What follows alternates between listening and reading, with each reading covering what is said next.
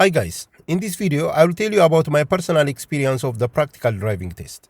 I passed the practical driving test on my second attempt. Today I will tell you in detail what happened during my first attempt of the practical exam and the reason why I failed the exam. As usual, I would like to ask you guys to like and share the videos and subscribe to this YouTube channel as well. While preparing for the driving license, I did all my practice around Hisingen in Gothenburg, and I was quite familiar with the roads that are around the Hisingen exam center. In spite of this, I decided to do my first practical test in Luleå. I had another reason to go to Luleå, and I thought that it will be good to give a try of the first attempt in a city that is smaller than Gothenburg. I took my driver's license for a manual transmission. I used the Trafikverket's car for the test, and it was a Volvo V60. The examiner was a lady. Initially, she told me that small mistakes are okay as long as they are not repeated. And she also mentioned that she will evaluate my overall driving. Before starting the car, she asked me to check if the brake is working.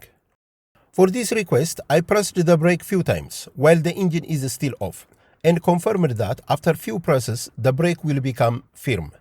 As the brake pedal sinks down or becomes springy, this is an indication that there is a problem on the brake. To check the brake servo, I started the car while pressing the brake, and the brake pedal should move down slightly if the brake servo works. While doing all these actions, I explained to the examiner why I am doing it, and I also told her what my observation is. You can be asked to do any of the safety checks that are being displayed on the screen now. So make sure that you have some idea about the safety checks. After completing my brake check, I pulled out from the parking area and the examiner started telling me directions. She tells directions very much ahead of time, so I had enough time to plan. This was the exam route. Trafikverket is the spot I marked by the red circle, and I drove in the direction I marked by the red arrow. We returned back to Trafikverket through the direction I marked by the green arrow. I will put the Google Map route on the first comment under this video. My driving was smooth until I reached to this roundabout. I did my first mistake on this roundabout. I was supposed to go straight by leaving the roundabout on the second exit, and I will have to indicate right when exiting the roundabout. But after exiting the roundabout, I forgot to cancel my indicator. The indicator kept on running for some time, and the examiner told me to cancel the indicator. After this roundabout, I drove straight on the road ahead, and when I approached to leaving this road, another incident happened. The examiner told me to drive on the road toward the Sundsvall, but before the road that leads toward the Sundsvall, there is another turn that leads toward this Haparanda. By the time I reached on the road toward this Haparanda, I got confused whether the examiner told me to follow the way toward this Haparanda or something else. I could have asked the examiner to confirm if this is the road that she wanted me to follow, but I decided to drive on the road toward this Haparanda and I indicated to the right. By the time I turned on my indicator, the examiner told me again that I will have to follow the road toward the Sundsvall, and I cancelled my indicator.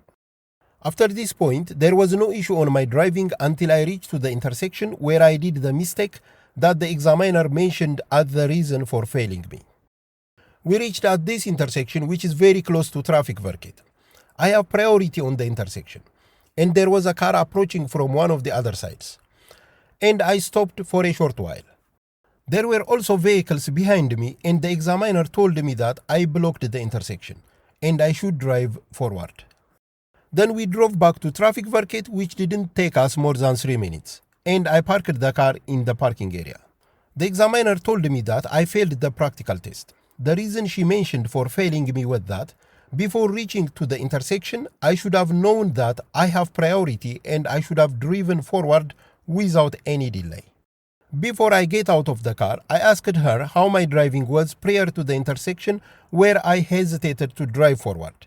She said that my driving before that point was good. One of the lessons I took from my first attempt was that I suffered a lot in looking out for signs and directions because the roads in Luleå were completely new for me.